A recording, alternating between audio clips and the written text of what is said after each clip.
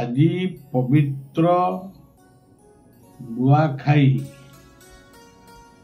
उत्सव उपलक्षे सेवक बलिया समस्त उपासक उपासिका मानू शुभेच्छा अर्पण करुछि। पर्वटी प्रकृत महालक्ष्मी पर्व।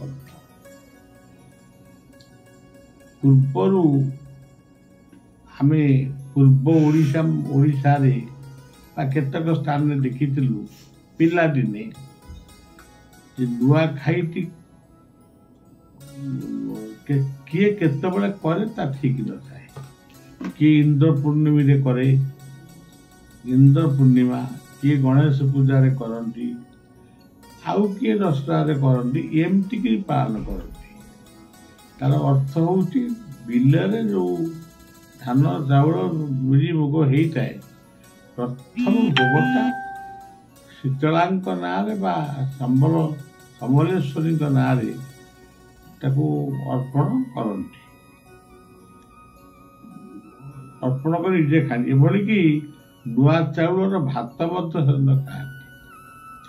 समलेश्वरी शीतलेश्वरी को तो समस्ते स्मरण करती एक मुझे किंतु इंद्र पूर्णिमा अन्यान्य पर्वपर्वाणी रे से देवदेवता को समर्पण कर किंतु समग्र पश्चिम ओडिशा नुआखाई पर्व सब नुआखाई पर्व जुलूस एक बड़ कथा नुहे।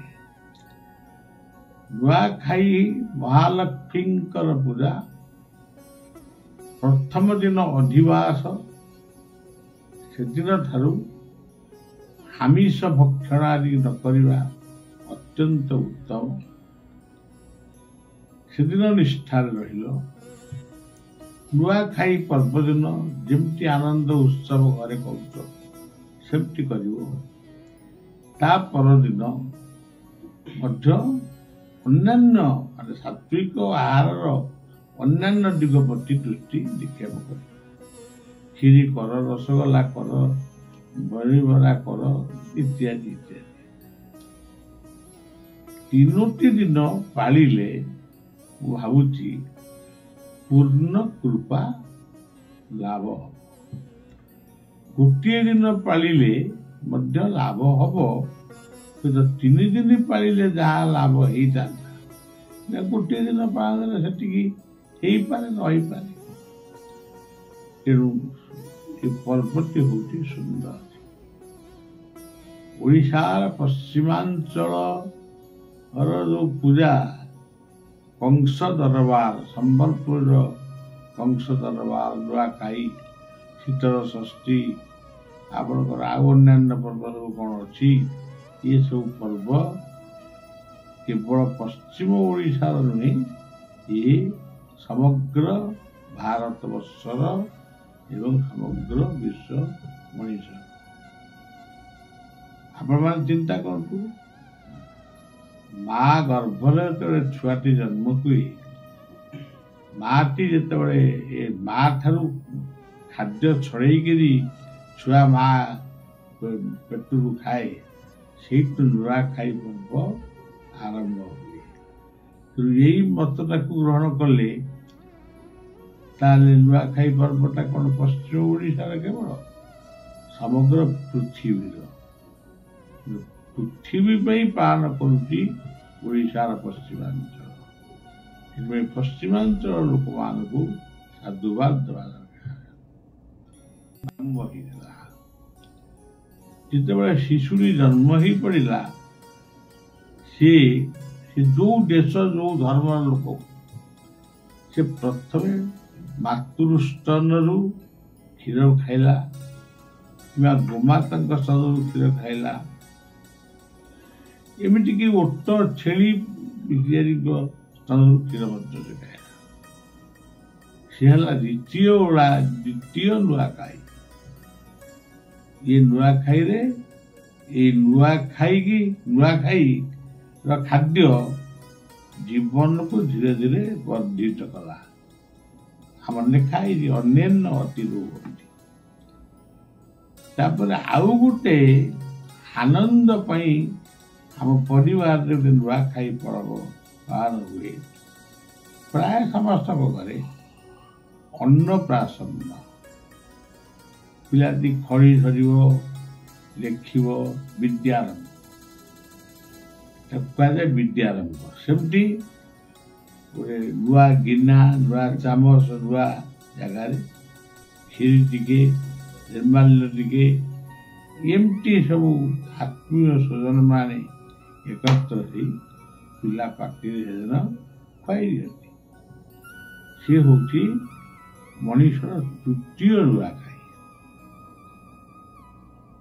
ତେଣୁ ଏ ତିନୋଟି ନୂଆଖାଇକୁ ସମ୍ମାନ ଜଣାଇ ଓଡ଼ିଶାର ପଶ୍ଚିମାଞ୍ଚଳ ଅଧିଷ୍ଠାତ୍ରୀ ଦେବୀ ମା ସମଲେଶ୍ୱରୀ ମା ଶୀତଳାଇଙ୍କୁ ପ୍ରାର୍ଥନା କରୁଛି।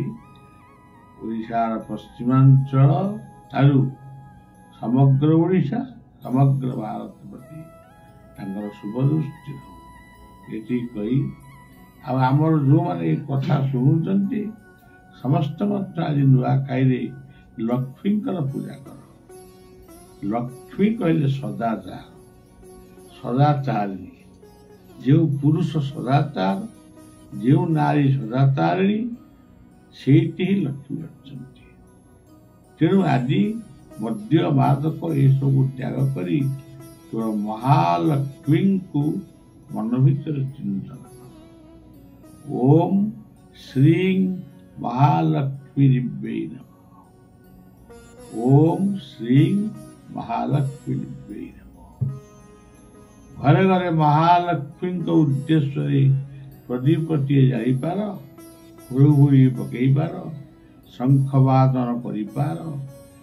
ତମ ଘରେ ଯେଉଁ ଭୋଗ ଅଛି ସେ ଭୋଗ ମହାଲକ୍ଷ୍ମୀକି ଦଶେଇକିରି ଖାଇପାର। ତାପରେ ତୁମେ ଯେତେବେଳେ ଅନ୍ୟାନ୍ୟ ପର୍ବ କରିବ ସେ ଅଲଗା କଥା। ମାର୍ଗଶିର ମାସର ଗୁରୁବାର ସାଙ୍ଗରେ ମୁଁ ସମାନ କରୁନି, ସେ ଅଲଗା ଇଏ ଅଲଗା। ତେଣୁ ଛାଡ଼ ଖାଇ କହିଲେ କେବଳ ମାଛ ମାଂସ ଖାଇବା, ଏହା କେଉଁ ଶାସ୍ତ୍ରରେ ଲେଖା ହେଇଛି? ପୂର୍ବ ଓଡ଼ିଶାର ପୂର୍ବାଞ୍ଚଳରେ ଆମେ ଦେଖିଛୁ ଛାଡ଼ ଖାଇ, ପୂର୍ଣ୍ଣମୀର ପରଦିନ ଛାଡ଼ ଖାଇ କେବଳ ଆମିଷ ଭକ୍ଷଣ କରା। ମାନେ ସମସ୍ତେ ନୁହନ୍ତି, 75 ଭାଗ। ପ୍ରକୃତରେ ଛାଡ଼ ଖାଇ ମାନେ ଯେଉଁ ଖାଦ୍ୟଟାକୁ ଛାଡ଼ିଥିଲ, ଅବିଷାନ୍ନ କରୁଥିଲ, ଏକ ଓଳିକିଆ ଖାଉଥିଲ, ତାକୁ ଛାଡ଼ି ଦେଇ ଉଚିରା ସହିତ ଖାଦ୍ୟ ଖା। ତେଣୁ ଆଉ ବିଶେଷ କିଛି କହୁନି। ସମସ୍ତଙ୍କୁ ଶୁଭେଚ୍ଛା ଜଣାଇ ରହୁଛି। ଜୟ ସମଲେଶ୍ୱରୀ, ଶୀତଳେଶ୍ୱରୀ, ମାଣିକେଶ୍ୱରୀ, ପାଟନେଶ୍ୱରୀ, ହେଙ୍ଗୁଳାଇ।